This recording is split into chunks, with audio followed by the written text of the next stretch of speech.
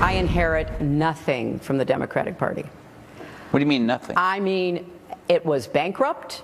It was on the verge of insolvency. Its data was mediocre to poor. You know, Comey was more than happy to talk about my emails, but he wouldn't talk about investigation of the Russians. DC Leaks and Guccifer, which were dropping a lot of this stuff on me, they haven't done anything since early January. So, I mean, their job was done. They got their job done. Well, in case you're wondering about my weight thing, it's a thyroid issue and has nothing to do with my just preferring to eat more than any human being on the planet. Is she serious? Hillary Clinton is still having a hard time with her loss. I can understand that. But Kennedy wants to help her out on this. A lot of excuses. I didn't hear any of the ones that came up during and right after the election. Look at the list of excuses and the people that she's blaming. It's like watching an opening for Star Wars.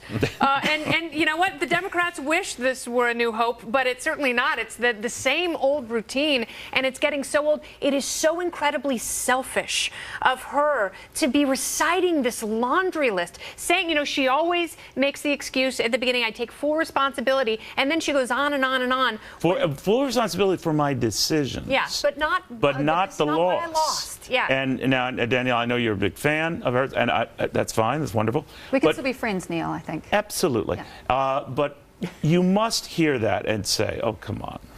I think it's difficult. You need an intervention, Hillary. Well, I wouldn't go quite that far. I think you would. I think you're worried. There were a number of reasons for the loss. It's a mosaic. It's a, you know, there's a cornucopia of reasons, right? One of them was a lot of big words here, and I don't. I need $5 each big word, please. A lot of reasons, right? Certainly her own decisions. She didn't. But what do you mean lately? You know, she's been on the speaking circuit lately, and she finally did it here at the Jacob Javits Center. But what do you think of that? That was mean. That was I should not have done it. Charles gave me that, and I thought it was such a cheap shot. But what do you make of that?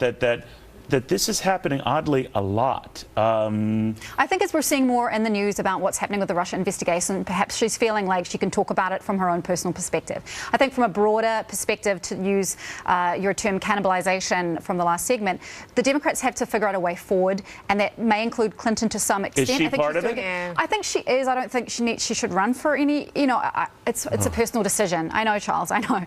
But we need to get past Bernie v. Hillary. We need to move because forward. Right now you have Hillary, you know, Bernie out there, you have Jerry Brown contemplating something, Vice President Biden. That's the cocoon club on steroids. But come on. Cocoon on steroids, I love it. You're right. We need young people on the bench. I think that's what President Obama is trying to do. But we also need to stop fighting the last war. I think that's really important. We need to move on. Then she needs to move on. She needs to move on. Hey, listen, let's just look at what happened. What was the key here? The Democrats lost these key states. Michigan, Pennsylvania. She almost lost Minnesota. I mean, this is the heartland, right? She lost white blue-collar workers. They took them for granted. She didn't even visit these states. She was in, just like the clip you showed, she's chilling out with these rich Silicon Valley types. She's always in the Hamptons or at the shore somewhere chilling out, and then she represents somebody struggling to pay their rent, someone who can't even afford to put their kids to college. I mean, she needs to shut up Charles, and walk it away. Not only did Trump's people, Manhattan. Go ahead, Larry. No, not only did they feel like they were being taken for granted, but, you know, many people, these are traditional Democratic strongholds. These are people that felt not only they were being taken for granted, but their voice wasn't being heard. They weren't even part of the dialogue, and that the so-called swamp dwellers in Washington were treating them as flyover country. And I don't think this is accidental, guys. And Kenny, maybe you can help me with this. I think this is part of a calculated effort that a lot of Democrats are very, very confident, overly so, that they're going to take the House next year, and that Donald Trump is just hear me out on this. So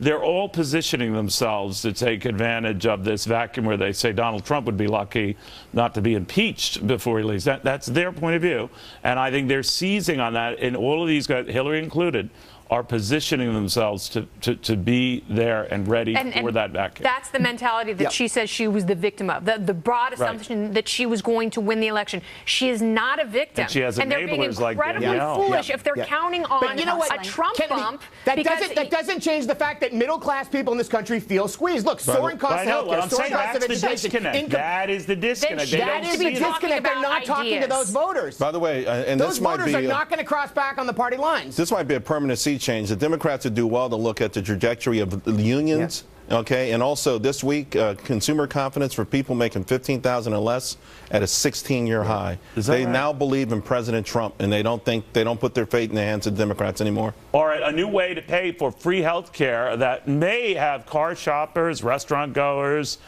and a lot of other folks paying more, maybe a lot more. So how exactly is that free?